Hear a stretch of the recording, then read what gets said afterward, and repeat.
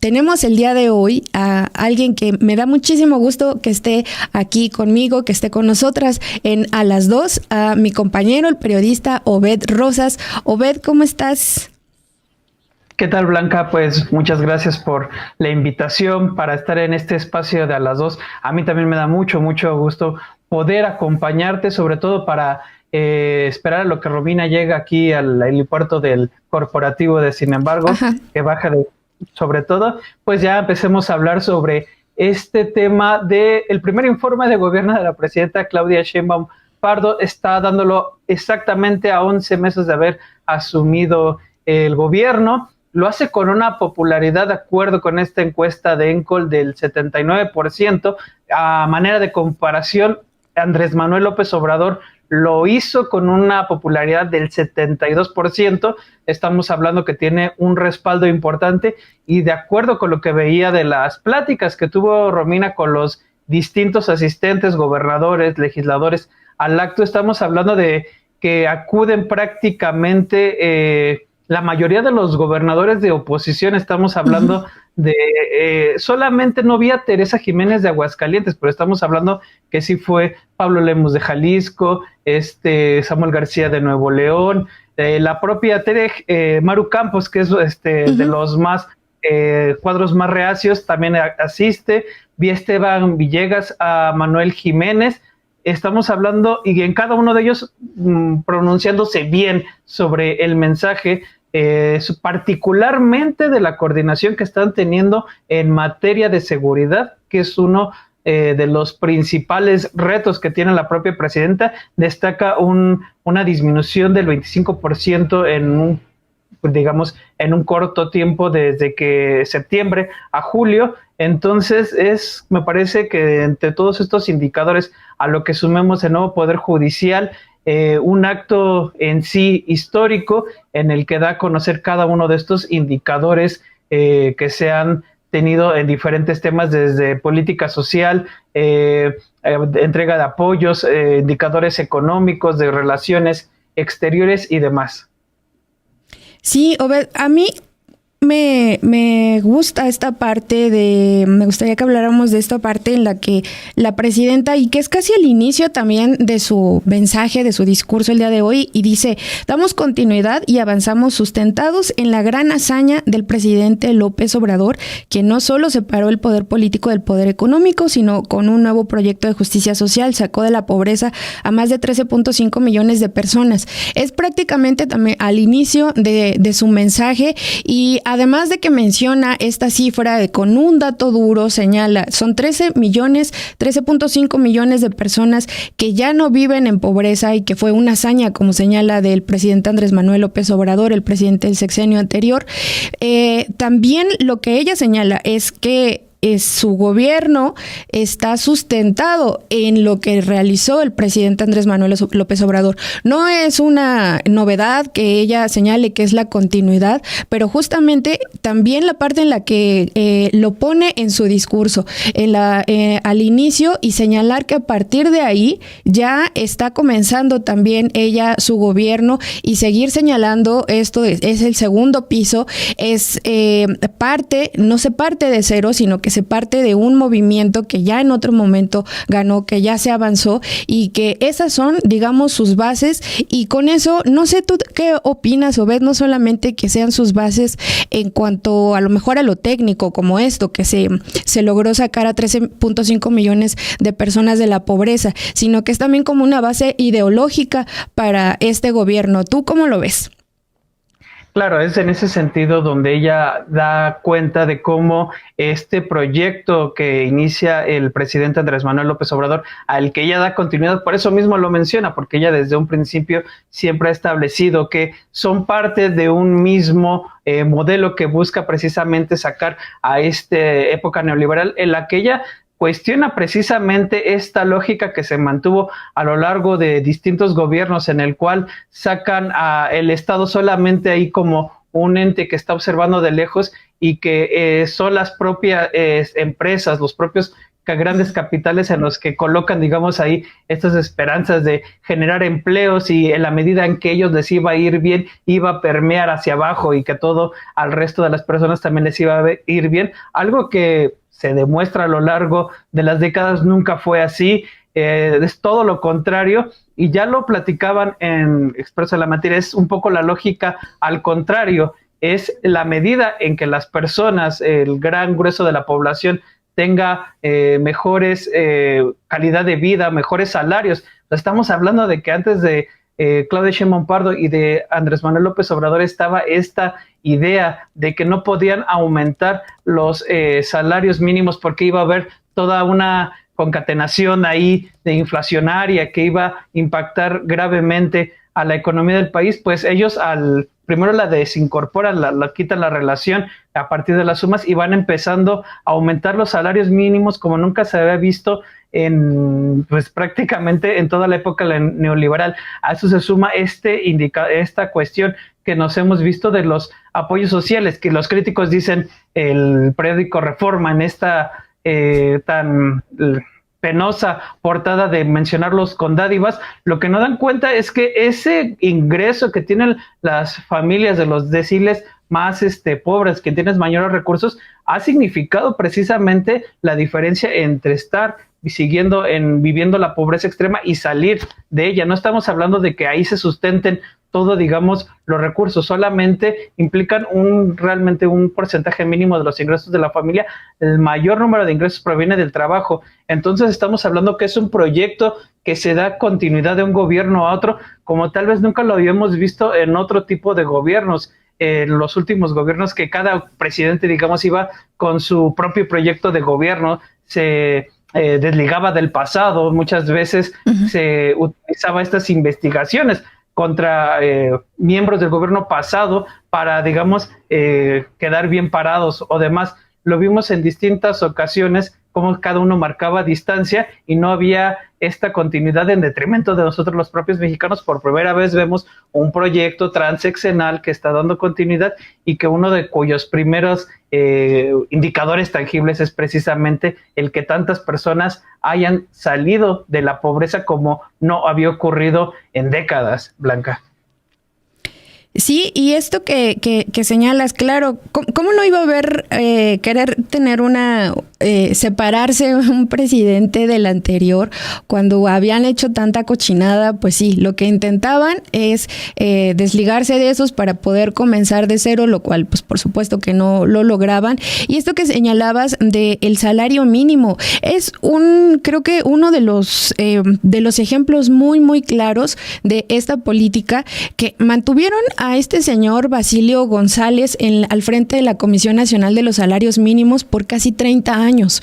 Y era justamente él uno de los principales defensores de esa teoría de que no se podía subir el salario mínimo porque entonces iba a venir una inflación. Y entonces las personas trabajadoras pasaban los años, trabajaban y trabajaban y trabajaban y no veían frutos de todo su esfuerzo, de la explotación de sus cuerpos, de sus mentes, de sus vidas. Había años, y ustedes tienen la oportunidad de entrar a la página de la Comisión Nacional de los Salarios Mínimos, ahí viene todo el histórico de las tablas de los salarios mínimos. Y pueden ver que había años en los que no se subía, la inflación crecía, iba aumentando la inflación, pero el salario mínimo se quedaba igual. O si acaso a veces subían un peso de salario mínimo durante un año. Y esos eran los años en los que sí se lograba que la patronal, que son la Comisión Nacional de los Salarios Mínimos, cuando se decide cuál va a ser el aumento, pues lo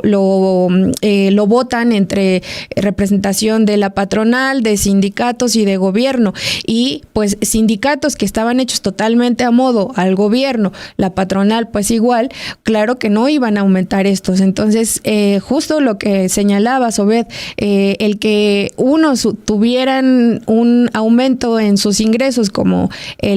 las empresas, pues eso no significaba que iban a repartir esa riqueza a quienes les corresponde, además, que son las personas trabajadoras las que hacen que esa producción pueda mantenerse a flote, que pueda seguir. El que pongan el capital económico no lo es todo, de hecho quizá es hasta lo menos. Las personas son las que ponen lo más importante, que es la fuerza de trabajo. Y ahora me gustaría, ¿qué te parece si también platicamos sobre esto que habla también de la visita de Marco Rubio? Ella lo señala, lo pone ahí en el informe de gobierno, que va a venir la siguiente semana para hablar sobre este entendimiento de seguridad, y entonces también aprovecha para hablar de cómo ha estado haciendo otros entendimientos o comerciales con el presidente de Brasil, Lula da Silva, y que con eso también va mostrando cómo va ampliando pues otras vías para poder comerciar, y que no solamente sea Estados Unidos, un país en el que hemos dependido mucho, y que pues se puedan buscar otras vías. En los últimos días también vimos que probablemente México le ponga aranceles a China. Ahí a lo mejor tendríamos que ir analizando bien, porque pues eso también a lo mejor daría como un aviso que le están poniendo un alto, o con China a lo mejor no quieren comerciar tanto. Y aprovecho nada más para señalar, para informar que en estos días se está llevando a cabo el Consejo de Jefes de Estado de la Organización de Cooperación de Shanghái, una cumbre súper importante en el que están pues nada menos que uno de los principales de los BRICS, que es Rusia, India y China, y que desde ahí, con un abracito de buenos amigos, le mandan un mensaje a Trump de mira, somos amigos. Pero volviendo a este tema, Obed, sobre lo que la presidenta pone en su informe de gobierno, el tema de seguridad y seguridad geopolítica también, no solamente aquí en México. Claro, solo antes de eso, añadiría algo a esto que dices de Basilio González Núñez, que era el de la Comisión Nacional de Salarios Mínimos. Ajá. Herencia, por ciento, de Carlos Salinas de Gortari. Tenía un salario de 173,000 pesos, casi lo que una persona cualquiera en ese entonces, con el salario mínimo que tenía, podría alcanzar en 1,486 días, de acuerdo con el salario mínimo vigente en ese entonces, para que nos demos una idea. Ahora bien, con esta llegada de Marco Rubio, ya bien lo decías, la visita del secretario de Estado, por cierto, un personaje que fue siempre denostando a Andrés Manuel López Obrador, un anti-López Obradorista, que ahora que ya llegó como secretario de Estado ha moderado tal vez esta cuestión en su discurso hacia México. Cuando fuera de él, cuando no está en esta posición, era de los más personajes recalcitrantes y demás. Es importante mencionar, como tú lo señalabas, que no es un acuerdo, es un entendimiento, una manera, en lo que ha dicho la presidenta, lo dice en su mensaje, ¿no? Esta cooperación sin subordinación para tratar de llegar a un punto común, como lo es precisamente lo que con respecto al crimen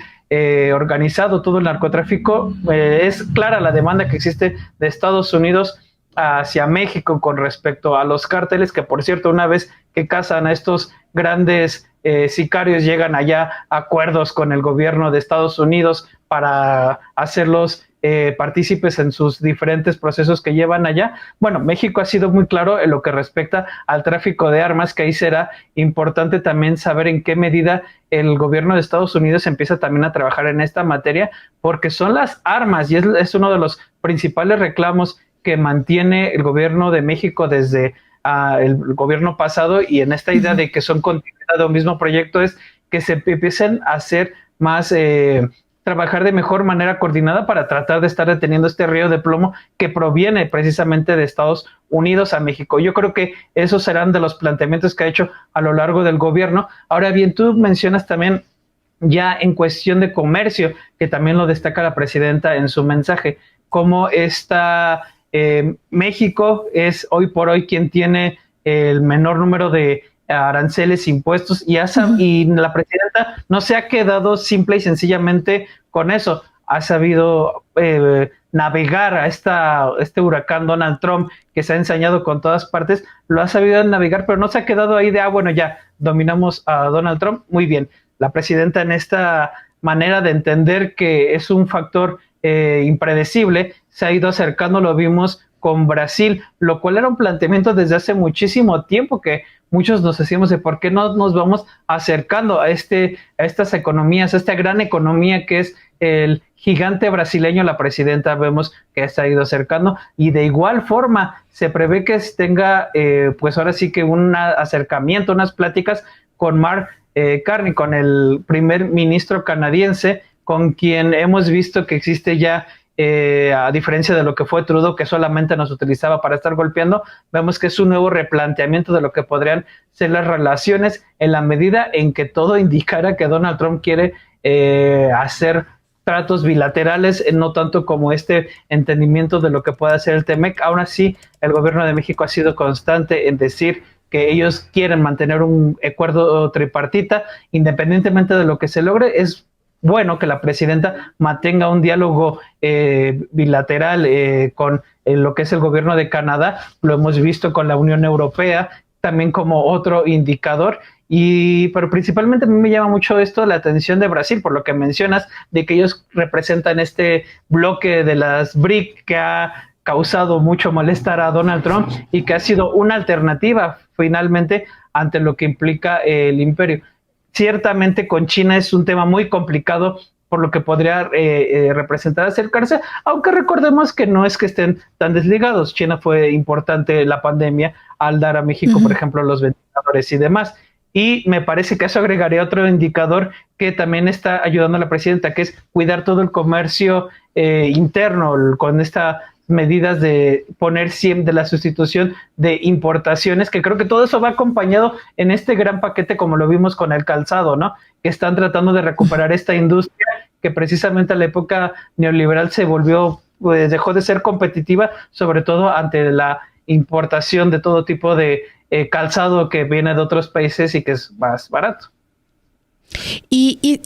Obed, en esto también me hace pensar como lo importante que es el tema de Brasil, por ejemplo, ¿no? Lo importante que es que en el resto de los países de América Latina sean gobiernos democráticamente electos y que tengan una perspectiva, pues al menos si no de izquierdas, pues sí progresistas, porque es justamente eso lo que se puede lograr cuando los gobiernos se pueden entender de esa manera. Pensémoslo, si hubiera estado, por ejemplo, Bolsonaro, o ahora el hijo de Bolsonaro que quiere lanzarse, ¿no? O con países con los que México, pues sí, son, a lo mejor la presidenta en algún momento ironizó con lo de los camarones, que están mejor los de Mazatlán, pero pues no tenemos buenas relaciones con Ecuador por el gobierno de derecha, un gobierno también súper entreguista con Estados Unidos. Lo que viene ahora en Bolivia, en una segunda vuelta con dos candidatos de derecha, con Rodrigo Paz y Jorge Quiroga, que además fue fue presidente de Bolivia, y que también fue como la noche neoliberal, como decía la presidenta Claudia Sheinbaum, la noche neoliberal para Bolivia. Entonces, esa también es la importancia de que en la región pues haya mucho más países que puedan estar teniendo esa fuerza, y que desde ese punto pues también México pueda estar fortalecido y no sea como le han puesto, que es como el faro en esta región entre las izquierdas. Pues no tendría que serlo, no tendría que ser el único, sino pues estar acompañado de otros países, y ahí es donde vemos también la importancia, no solamente de ver lo que está sucediendo aquí en México, sino a nivel regional, ¿no, Beth? Totalmente, y de hecho lo vemos, la presidenta Claudia Sheinbaum Pardo es vista en la propia región como un liderazgo muy, muy importante. Lo hemos visto nosotros precisamente cuando tiene este acercamiento con el presidente Luis Ignacio Lula da Silva, este acercamiento en esta cumbre que tuvieron con los principales líderes. Vemos este respaldo que ha tenido de cada uno de estos líderes, no solamente regionales, incluso a nivel internacional. Vemos cómo ahí está con Emmanuel Macron, por ejemplo, con el propio Gustavo Petro, que reconoce el liderazgo de la propia presidenta Claudia Sheinbaum, el mismo Luis Ignacio Lula da Silva, con estos dos gigantes brasileño y colombiano. Hemos visto esta relación con Gabriel Boric de Chile, aun cuando existen todas estas críticas hacia el tipo de izquierda que representa Boric, también vemos que hay un acercamiento. Y ciertamente mencionas este tema de Daniel Noboa en Ecuador, yo agregaré con Javier Milei, precisamente dos personajes de derecha que se han entregado sin más y más a el gobierno estadounidense, y vemos precisamente cómo ellos dos ejemplifican cómo esta estrategia entreguista no precisamente implica que queden exentos de cualquier tipo de amenazas arancelarias de Donald Trump o de cualquier otro tipo de desplante por parte de este presidente estadounidense. Ellos no han quedado exentos de estas represalias arancelistas, como sí lo ha sido la presidenta Claudia Sheinbaum, que ha sido un estilo que se ha metido precisamente desde Andrés Manuel López Obrador, que me parece que es el hablar el tú por tú, el asumir el lugar que merece tener, que históricamente ha tenido México a nivel internacional, con esta política de no intervencionismo en otros países, pero de brazos abiertos cuando algún otro país necesita ayuda, ya sea con refugiados y demás. Me parece que es esa tradición, ese aspecto que se busca rescatar de México a nivel internacional, y al menos lo vemos como una presidenta pues que ha tenido la dignidad de pues ahora sí que platicar y manejarse a partir de los intereses que debe de tener el país con estos líderes internacionales, ya no como un Calderón que termina siendo un empleado, posteriormente dejar el gobierno allá en España de estas grandes empresas a las que se vinieron beneficiadas el mismo Enrique Peña Nieto. No, me parece que es un tipo de imagen muy distinta a la que representaban, y de ahí que se ve reflejada precisamente en los niveles de popularidad que no se habían visto o que no hay registro de esos niveles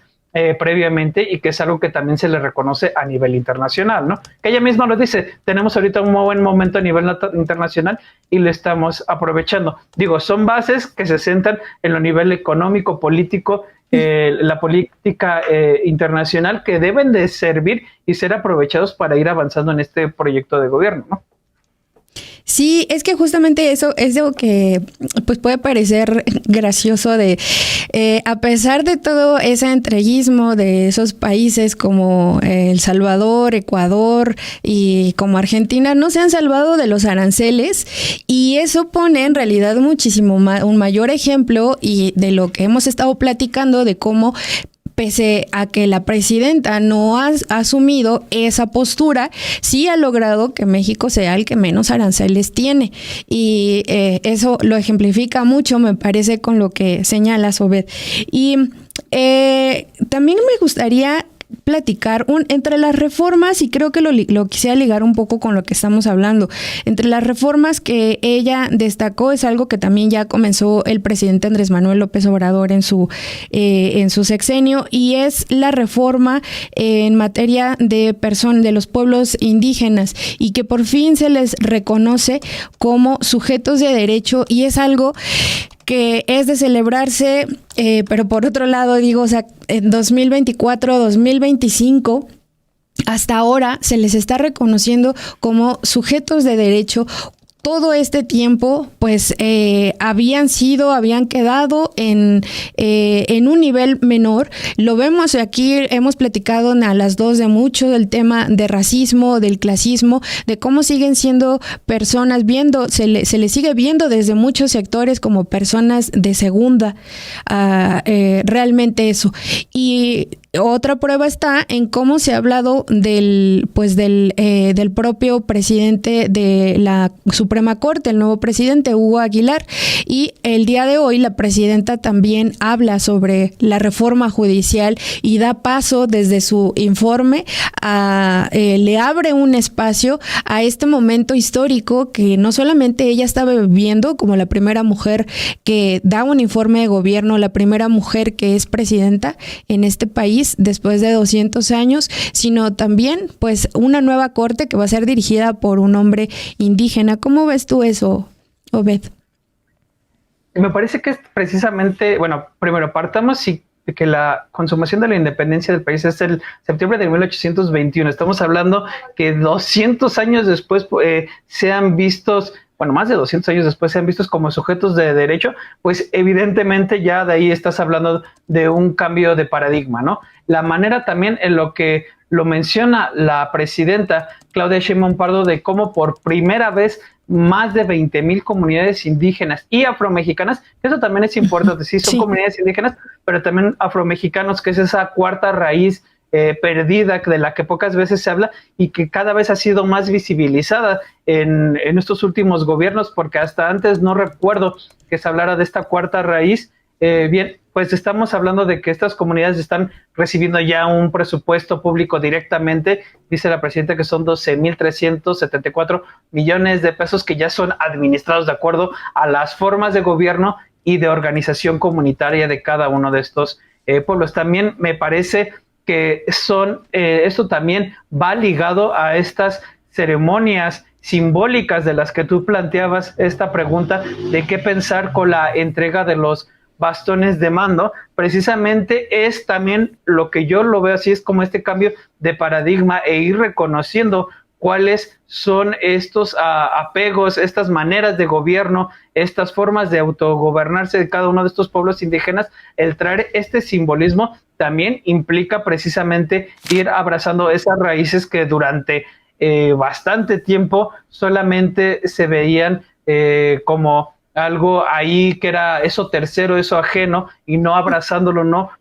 ir incorporándolo a nuestra cultura, porque al fin y al cabo es de ahí de donde venimos, y precisamente con estas entregas de bastones de mando es darle el poder de estos pueblos originarios a estos nuevos poderes electos democráticamente. Y qué más, pues como lo vemos con el ministro Hugo Aguilar, una persona que proviene precisamente de estas comunidades indígenas, que ha hecho su trabajo particularmente defendiendo comunidades indígenas, representándolas, él mismo ya desde sus inicios trabajando precisamente con este grupo de trabajo que integró y que fue a hacer allá los trabajos con el EZLN, posteriormente trabajando en las comunidades allá en Oaxaca, donde hizo su trabajo, posteriormente ya sumándose a gobiernos estatales, pero prácticamente es una persona que no es ningún improvisado, ha tenido toda una trayectoria trabajando en los pueblos indígenas y que hoy se suma, y precisamente pues todo esto te va dando cuenta de un cambio de paradigma que evidentemente es muy distinto al paradigma neoliberal que se impuso desde hace mucho tiempo. Exactamente, Obed. Sí, qué bueno que mencionas justamente a las personas afrodescendientes, a las personas afromexicanas. Y bueno, pues ya llegó de su helicóptero, ya llegó directito. Parece que fue un jet privado el que te trajo más bien, Romy. Como Pedro Aces. Ándale, ajá. Curiosamente. Sí, acá andaban diciendo, y yo lo desmentí. Que andaba en el helicóptero. No, que Monreal te había prestado su helicóptero. Fíjate que yo dije, que no es de sin embargo. El helicóptero es de sin embargo. No se olvida, porque pareció muy, hola, Obed, muchísimas aquí. Hola, un saludo. Precisamente cuando se termina el informe, van saliendo no todos salieron por la puerta 8 de Corregidora, donde nos encontrábamos enfrente de diferentes compañeros de los medios de comunicación. Iban saliendo pues de los asistentes, desde legisladores, gobernadores, salieron por ahí también los ministros de la Corte, que por ahí mismo ingresaron, y cuando va saliendo Pedro Aces, obviamente no faltó ahí quien le gritara, ¿y qué? ¿No vino en helicóptero? Por ahí tenemos ahí algunas imágenes y tuvimos la oportunidad de entrevistar a algunos de los gobernadores. Vinieron, más bien fueron mayoría de gobernadores, como pudieron ver en las fotos, de Morena. Y de gobernadores de oposición, pues ahí vimos a los dos gobernadores de Movimiento Ciudadano, a Samuel García, a Pablo Lemus. No estuvimos adentro y no quiero comentar alguna imprecisión, pero al menos de lo que nosotros podíamos observar quienes iban entrando, a quienes nos vimos fue a la gobernadora a la gobernadora Teresa Jiménez. De Aguascalientes. De Aguascalientes. Es lo que señalaba Obed, justo. Que es precisamente a la única que no vimos. parece que no fue, porque sí vimos, por ejemplo, a María Eugenia Campos, vimos a Livia Denise García. En primera fila. Maru Campos. También llegó ahí están dos, también a Curi, el gobernador de Querétaro, pero a la gobernadora de Aguascalientes es a la única que no vimos. Y pues el ambiente en general, en el exterior de Palacio, un poco diferente, o sea, había mucha normalidad. O sea, envallaron el cerco ahí al lado de Palacio Nacional, pero atrás, donde están todas estas calles, Moneda y todas estas calles donde hay mucho comercio, mucho movimiento, seguía el movimiento. O sea, como que no era como estos anteriores informes en los que te cerraban todo el primer cuadro y era muy complicado. Aquí nada más pues fue el perímetro donde está Palacio Nacional, pero se veía muy normal, no había como manifestaciones, o sea, estaba como alguien que no supiera realmente o que no tuviera idea de un contexto político que estaba generándose ahí dentro de Palacio, pues no iba a tener tampoco mucha idea que lo que estaba ocurriendo, ¿no? Porque no lo hicieron tan grande. Creo que sí fue un mensaje muy político, muy también como interno por parte de la presidenta y como mostrando también esta línea de austeridad hasta en la manera de informar. Más adelante, en octubre, bueno, pues espera que ella vaya a dar como lo que sí esperamos el informe general, que ahora es más un primer y un mensaje político. Dentro de esto que ha sido, de estos 11 meses en los que yo creo que ustedes ya lo pudieron haber abordado, de los temas que más se destacan, aparte es pues esta relación de ir nadando contracorriente con Donald Trump, y algo que veíamos de los asistentes y sobre todo de los gobernadores es el tema de seguridad. Sobre todo, por ejemplo, en el caso de Nuevo León, que el mismo gobernador de Nuevo León resaltaba la ayuda en materia de seguridad, la disminución en homicidios dolosos. Lo mismo con Pablo Lemus, que también cada uno de los gobernadores abordaba el tema de seguridad indudablemente, y también el trabajo coordinado que ha tenido la mandataria y el equipo con muchos de sus gobiernos. Exactamente, sí. Creo que justo Samuel García pues destacaba que ha sido uno de los estados que ha reducido más el tema de los homicidios dolosos, y le agradecía el apoyo de la federación sobre eso, ¿no? Así es. Y pues lo que podemos ver, sobre todo, y en esto mensaje que da casi al final la presidenta, sobre todo de vamos bien y vamos a ir mejor. Nosotros incluso en el mismo sentir de los reporteros que cubren La Fuente decíamos, pues sí, realmente es la frase, porque es el primer año, ¿no? Y es como este mensaje de estamos arrancando bien, estamos sentando las bases. Y ha tenido muy buena respuesta, se vio que tuvo buena respuesta este primer mensaje a propósito de lo que va a ser el primer año de actividades de la presidenta, donde, como lo mencionamos, creo que uno de los principales temas es la relación binacional, y cómo también incluso en su mensaje destaca la independencia y la soberanía de México como país. Son palabras que se mencionan mucho en el mensaje político precisamente porque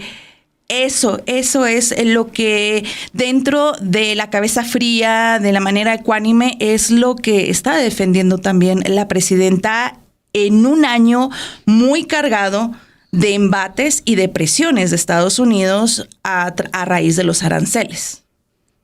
Exacto. No sé si tengas algo ahí que señalar, Obed.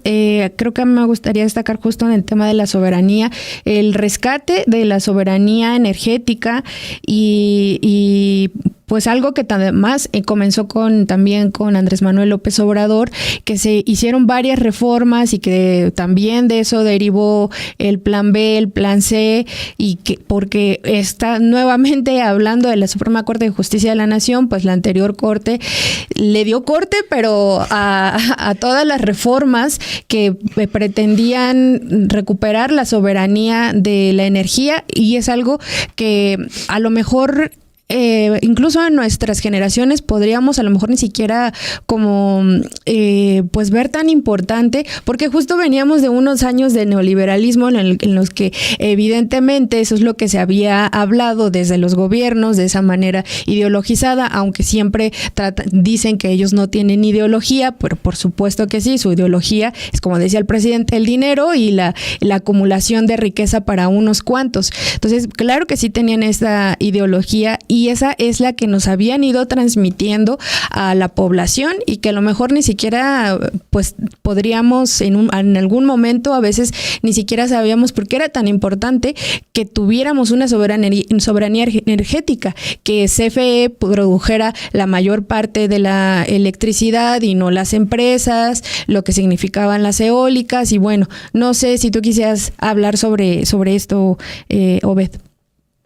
Claro, me parece importante no olvidar en 2015, me parece que es cuando dice Enrique Peña Nieto, después de esta gran bonanza petrolera que la presidenta Claudia Sheinbaum lo ha expuesto en distintas ocasiones, cuando sale y dice, la gallina se le secó, la gallina de huevos de oro, ¿no? Pues precisamente es este replanteamiento de buscar rescatar un sector que se entregó. No es menor que tengas al exdirector de Petróleos Mexicanos, Emilio Lozoya Austin, enfrentando precisamente ahí a la justicia por este desvío de recursos en un mismo gobierno en el que el presidente te haya dicho, pues casi pues se acabó toda esta bonanza petrolera, se nos secó, más bien ellos la secaron, se hicieron todos estos desvíos y demás, le abrieron la puerta al sector privado, y hoy vemos, después de tanto tiempo, llega la presidenta Claudia Sheinbaum Pardo, dice, ok, se nos criticó que íbamos a comprar esta refinería en Deer Park y también la construcción